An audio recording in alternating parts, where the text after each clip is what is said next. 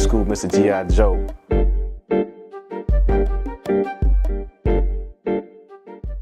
My music is really based on my reality, a transition phase of my life that I went through. Coming out the military, being a combat veteran, everything like that, and crossing over to being a civilian. That's what it's about. It goes through the hardships of becoming a civilian, trying to blend in with everybody else, and I know I don't blend in with everybody else, trying to, I guess, just be considered normal. And it was a tough journey to do that, and I'm still not normal, so nobody knows what normal is, so that's what the album's about, and the album is called Welcome Home. On this album, I work with Rocksteady, one of my producers, great producer, Paris Bueller. They both Bandcamp, so of course it's Bandcamp, there's a lot of Bandcamp music on there. You got Sean Riot, he's a rapper, singer. I work with Chris Martin, he's a singer. J Star Beats, he's a producer.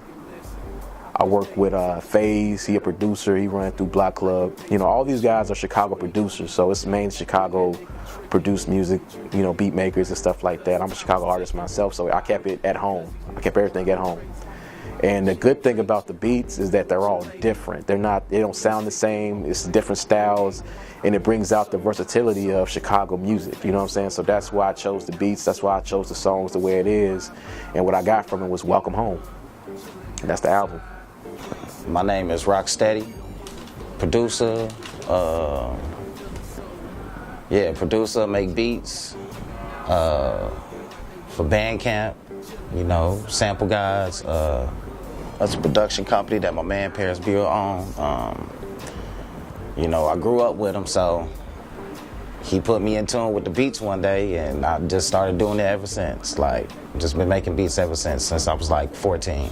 I worked with Paris Bueller, did some work with Lil Durk, Shauna, Gaggy, Dub Dollar, Jump Shot Shooter. There's a lot of people I have worked with out here in Chicago. He don't perform.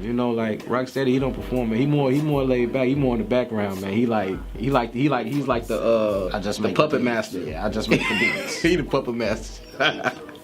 Just make the beats. Like when I perform, man, I usually have like a person on stage with me. Sometimes it may be Bueller, sometimes it may be my other artist named Shy Blanco.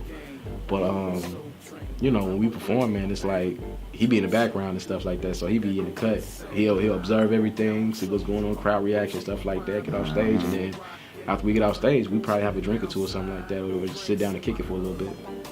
I've been on SQoot. We had a real good relationship for years. Met him back in about was that 2012, something like that. 2013, 2012. But yeah, we've just been working ever since. Yeah, I met him through Bueller. It had to be at the old spot. Yeah. Yeah, damn, G, we don't need that long. Oh yeah. It's time. Shit, damn. Damn, G, it's that long, huh? Damn. Yeah, shit, we've been working though. Yeah, been making him beats for years. Ain't always got to be about music shit. We be chilling too. Yeah. We be chilling. Yeah. Just come through shit, listen to some beat shit, and just kick back. Mm-hmm. Shit, the funny thing, I freestyle everything he play. Yeah. Like he'll put a beat on, I just get the freestyle. And Bueller know too. Even when Durk was in the studio that time, when Lil Durk, I remember he'd be at Bueller crib and I was on 60th. Yeah. He'll play a beat, and I don't know. I just got like a bad habit of just freestyling this shit.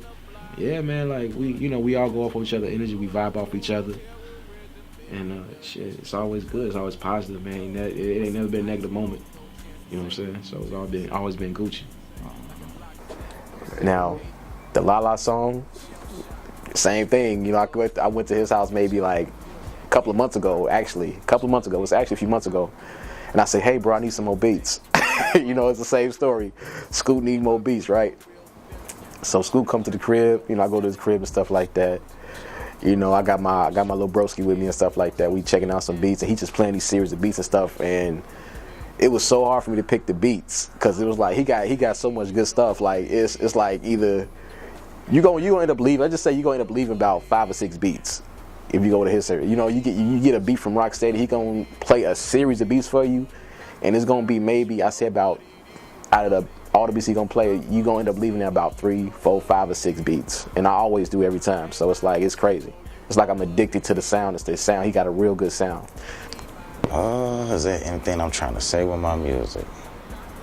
Not really, just, I just want people to vibe, have a good time, nod their heads, have a good time. That's why I make music. I'm gonna always work with them. I'm already working on some more stuff already. We stay in contact with each other all the time, so it's like, even like if it's just me, if I'm like bored of some shit, I go to his crib and we just sit down, talk a little bit. He plays some beats for me, shit like that. Show me what he doing, show him what other artists we work with, what they doing and stuff. So we kind of like vibe off each other energy and shit like play that. Off each other energy. So that's a good thing, It's always good energy. I never had any bad issue with anybody I work with in music at all, especially him, Beulah, anybody. I never had any issues with it. It was always a good vibe and stuff like that. Even if we just hanging out, chilling and stuff like that, man, it's the same way. The message I'm trying to reach to everybody, and I'm going to reach to everybody, is that we're all human. We make human errors. We all make difficult decisions and choices and sacrifices. Not just us in the military, but everybody in the world do. And it takes time. It takes, for you to mature to understand those sacrifices and decisions you made. And a lot of people say, when I first joined the military, it was more based on I needed direction. Anyone that said that I joined because I wanted to serve my country, I wanted to serve my country, but I also needed direction because I didn't have it. So, but yeah, that's what I'm trying to reach, is showing you that I came a long way, and so can you. If I can do it, anybody else can do it. It don't matter where you come from, man. It don't matter your circumstances. If you're born into a crappy situation, you could turn that crap to sugar and turn that sugar to riches. So that's what I'm reaching. That's what I'm telling. Build your self-confidence, build yourself up, recreate yourself. That's what the album's about. Being a better version of yourself. My role in the military, I did 11 years. I got it in 2005, and I started as an E1 private. 2006, 2007, I went off to Iraq, my first combat tour as a machine gunner and a driver. Seen a lot of combat, a lot of crazy stuff out there. And then went home. I was out there for about 18 months. And then went home for a year, got married, had a child, and then went off to Afghanistan. And I was there for 12 months. And that was 2008 to 2009. And then from there, and of course, well, let me back up a little bit. I seen a lot more combat in Afghanistan. I was actually, it was one of those deployments where I literally thought like, this can be, it was very intense. I just leave it at that. It was very intense, and I had to do a lot of things that I didn't do in Iraq, and I seen a lot of stuff. But I'm gonna leave it at that with that. But after that, of course, I came home for about 3 years on active duty, finished my active duty time up, and then I switched over to the Guard and retired in 2015. And that was my military service right there. The biggest sacrifice I made in the military was sacrificing my well-being, time with family, friends, time. A lot of time, and that time, I can never get that time back. So I live my life today understanding that time is the most valuable thing in the world right now. Your time. Money is good, but time is more valuable than money. With time, you can make a lot of money. You can lose money too, but you can make a lot of money with time, and that's something I learned a long time ago. And that's why Welcome Home is coming out, because it took me a lot of time just to create this project. It took me a while to do it, but it's finished, it's done, it's ready to come out. And that's what Welcome Home is, that transition. The Afghanistan tour it did a toll on me. I think, I know, not that I think, but I know for sure, like with my tour in Afghanistan, constantly out and about, doing ambushes and stuff like that, and it's a war. It's a war zone. It's different than the war in Chirac, if you want to call it that. I never call Chicago Chirac because to me it's not a war zone. It's just people out here doing things that they shouldn't probably be doing and stuff like that, and innocent people get hit. The war zone I was in, that I was exposed to, was something more intense, something where every day you seen things that you would not normally see, even in the streets of Chicago. There's no norm. Like to us, to the U.S., it's more norm to see somebody get popped then in Afghanistan, we just might get blown up and, you know, shred to pieces and stuff like that. So it's way different than that. And, you know, that's all I can really say about that. You know, I don't want to go into detail about everything else. I just leave it at that. Man, well, let's just say a lot of my music is aggressive. That's the reflection. I kind of, you know, I don't go into detail about every situation or every mission I've been on in Afghanistan or Iraq because it's hard for me to talk about in reality. And, you know, I do have PTSD, so I mean, you know, I have a disorder, but that doesn't stop me from doing what I got to do. What it does is it motivates me to reach, you know, to actually deliver the message I need to deliver to the masses, you know. So that's what it's really about, is just delivering the message I need to deliver and going from there, you know, and hope the world can look at me or anyone else, any other veteran, and say, you know what, we get it.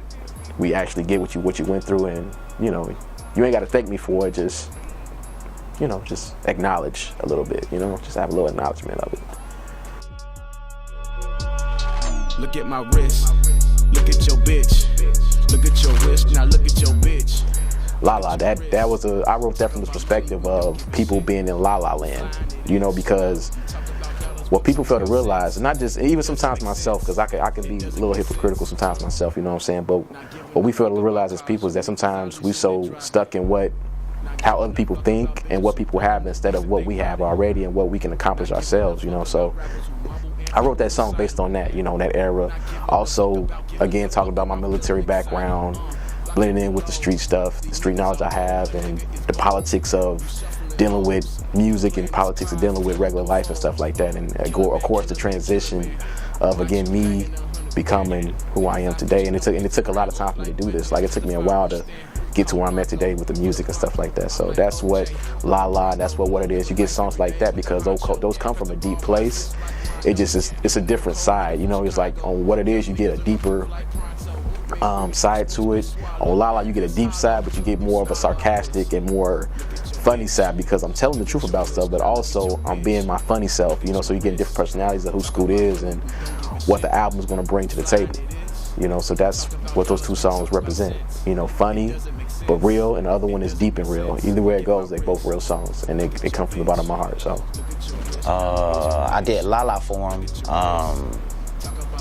Just a beat that I came up with. He called me one day. It was like, he need beats.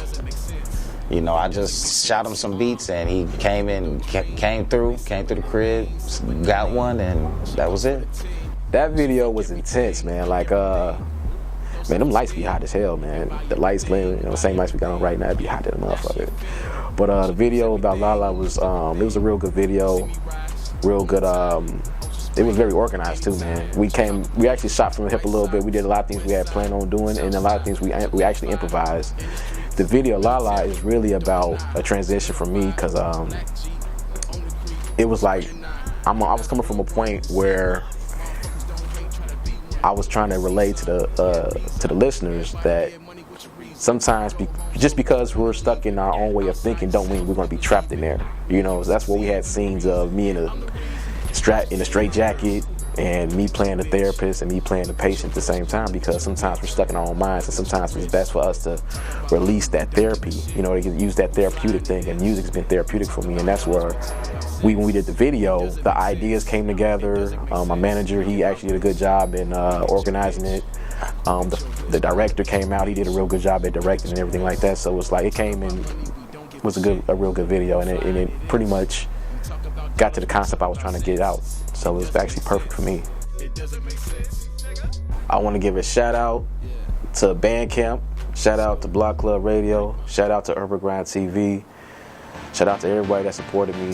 Thank you to everybody and stuff like that. That's all I gotta say. If you need beats, follow Rocksteady _BK on my Instagram.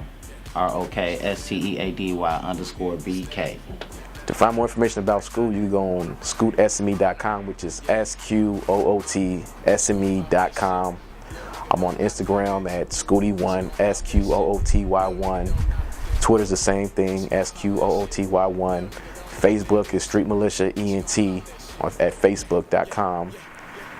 And that's where you can find me at. You want more information about tour dates and stuff like that, go on SQootSME.com, and you can go on my Instagram page too.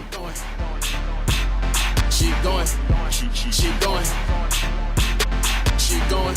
Bitch, I'm the greatest. Motherfuckers are masturbators, procrastinators, and making things complicated. These hoes, they like this. Woman get high for real shit. All white, shoving no cool whip. Go so hard, feels like dick. She gon' pop that shit.